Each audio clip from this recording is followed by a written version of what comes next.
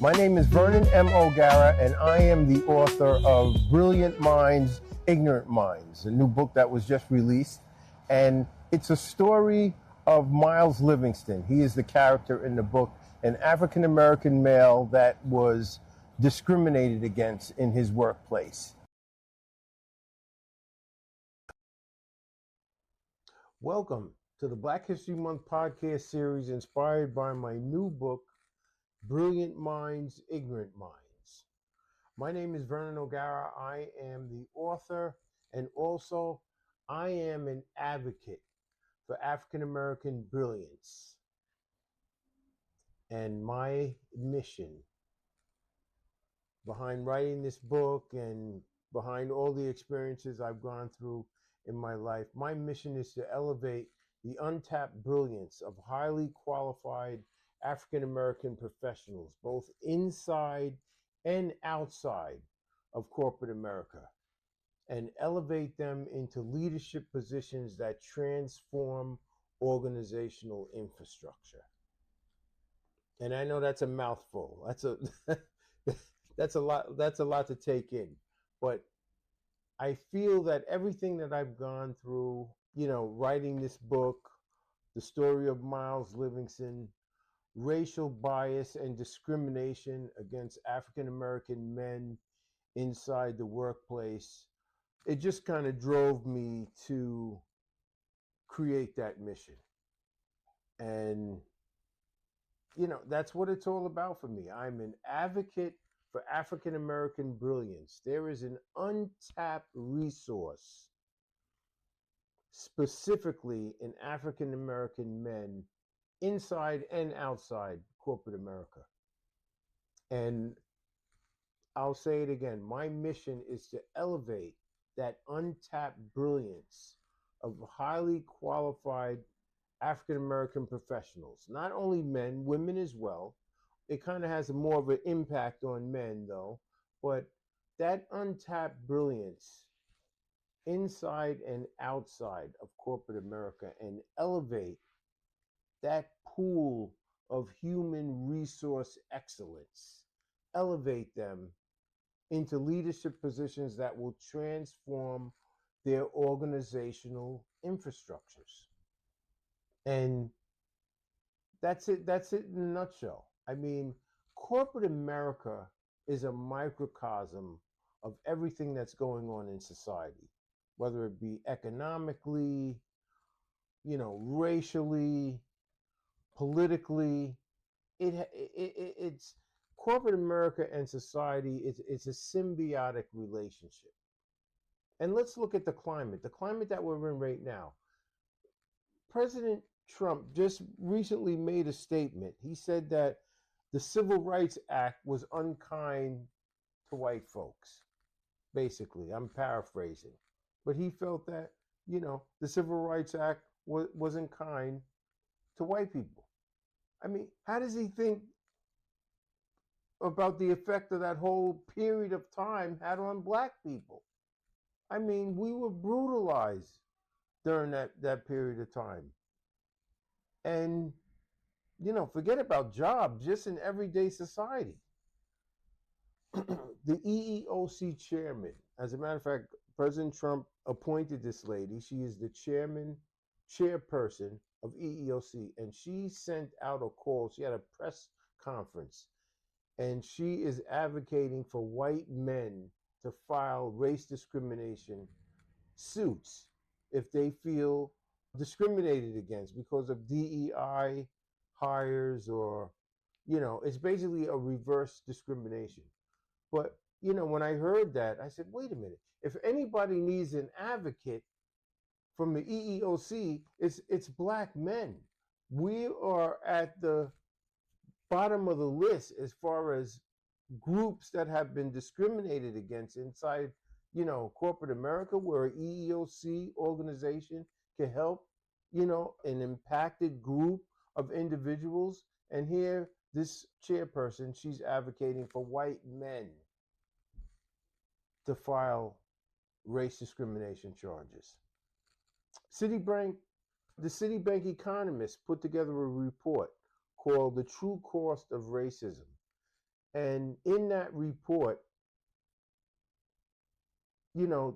documents and data indicated that it was a $16 trillion deficit to the United States economy because of racism.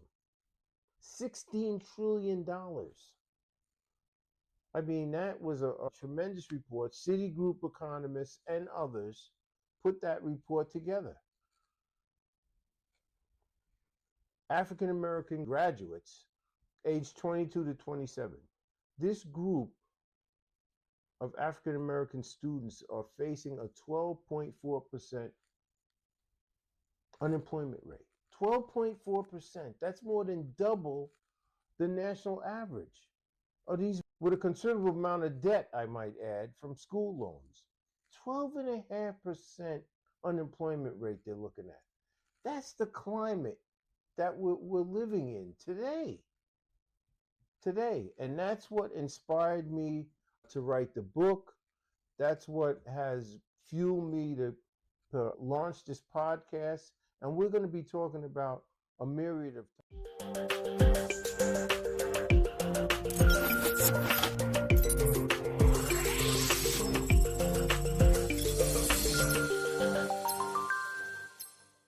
I didn't just live through discrimination, I documented it.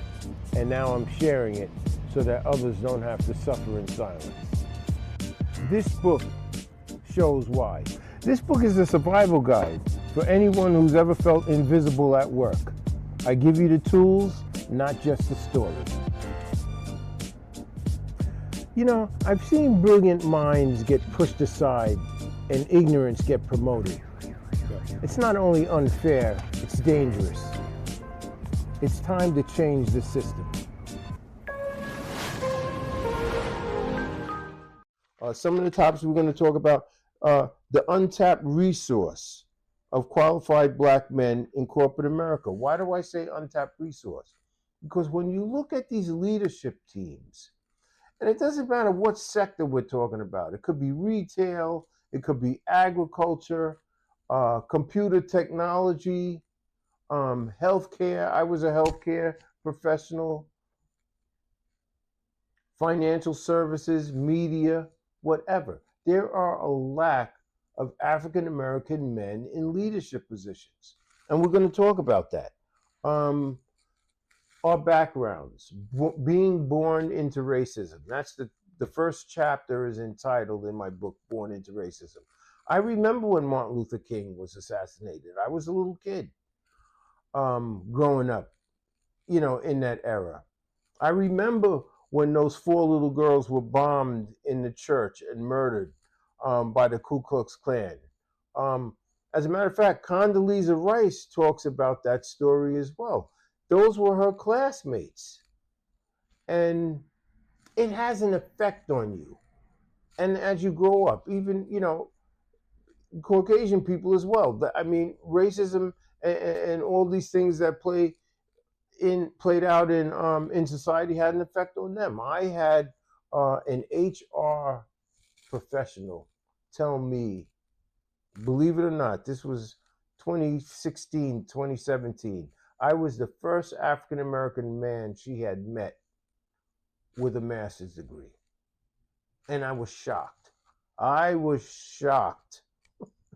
couldn't believe it. But, the interview had broke down. I was talking to this woman about, that I felt I was being discriminated against, and she revealed that to me.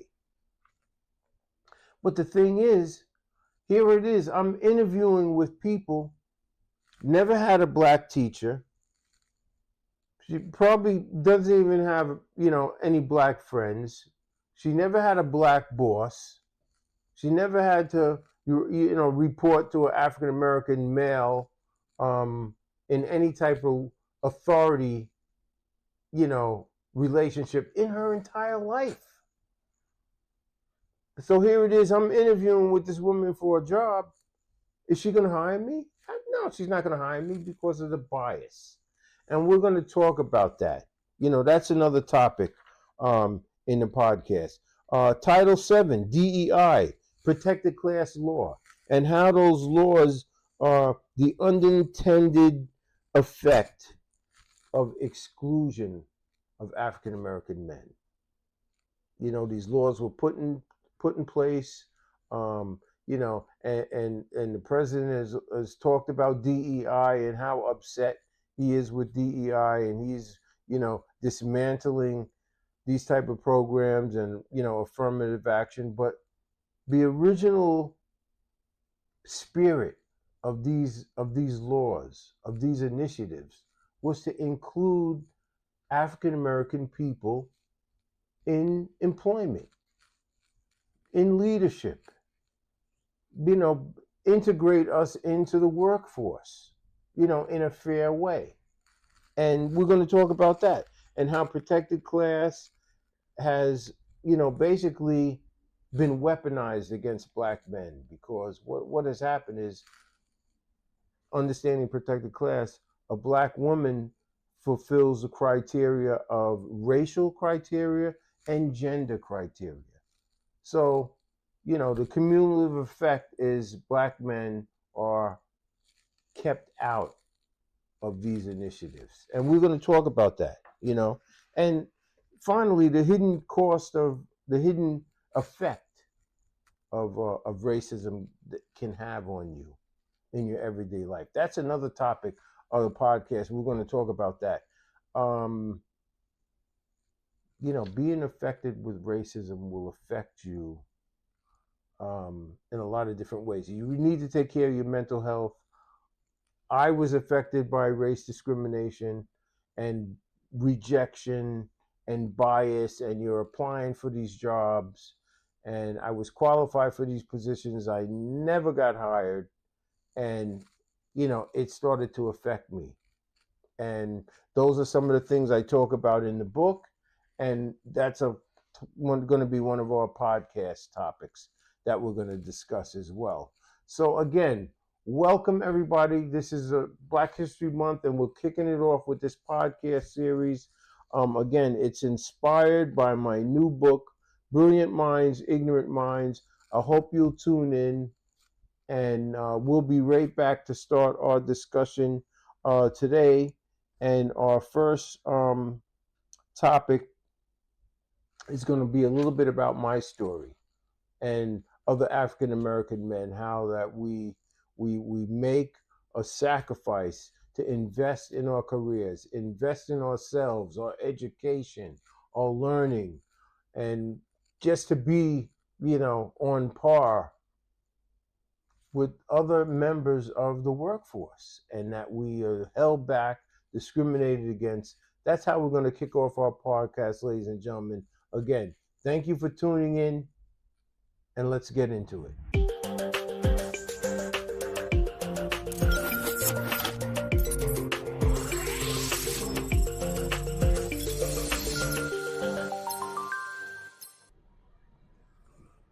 You know what? I'm done with this job. I'm not going to work today. I've had it. I've been busting my ass for 15 years. For the last 15 years. It's insane on this job. I've applied for an interview.